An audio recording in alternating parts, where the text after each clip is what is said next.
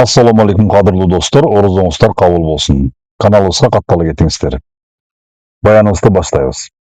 Урматтуу бир туугандар. Бүгүнкү баяныбызда коомду ичинен жеп жаткан чоң илдет тууралуу сөз кылмакчыбыз.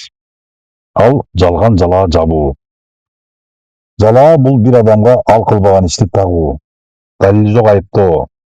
Ушактан да оор. Себеби ушакта болгон нерсе айтылат, ал эми жалаада таптакыр болбогон нерселер ойдон ойлоп чыгарылат. Аллах Таала Кур'андын Хужурат сүрөсүндө мындай дейт: "Эй ыйман келтиргендер, эгерде силерге бир бузуку бир кабар алып келсе, аны тактагыла. Болбосо билбестик менен бир коомго зыян жеткирип, кийин өкүнүп каласыңар." Бул аят жалаанын тамырын кескен аят. Актабастан ишенүү жалаага жол ачат.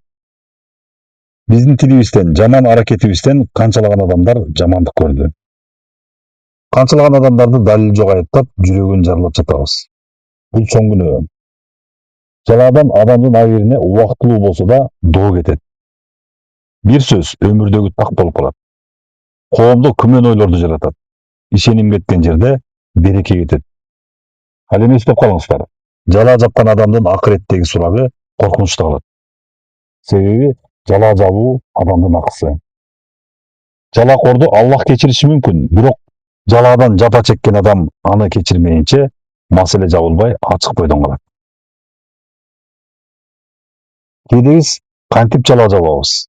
Ошол адам ошондойду деп божомол кылып, бирөөнүн сөзүн текшербей таратып, көрө албастык менен атайлап ушак чыгарып жалаа жабабыз. Бирок ар бир сөз аманат.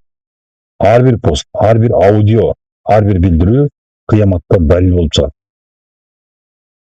Андан кутулуунун жолу уккан нерсеге дароо ишенбеш керек. Текшерүү зарыл. Эгер жалган экенине шек жаралса, ошол замат теманы токтотуш керек. Бирөөнүн абийирин коргоо. Бул сооп иш. Пайгамбарыбыз саллаллаху алейхи ва саллям айткан: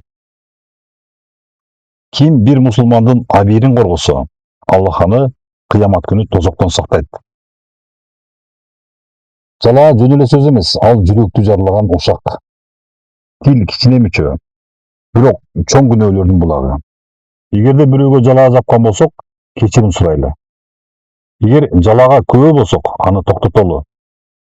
Аллах Таала тилибизди таза, жүрөгүбүздү ак кылсын, абийирди коргогон коом кылсын.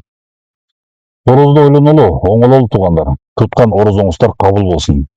Каналга катталууну унутпаңыздар. Көрүшкөнчө аман туруңуздар.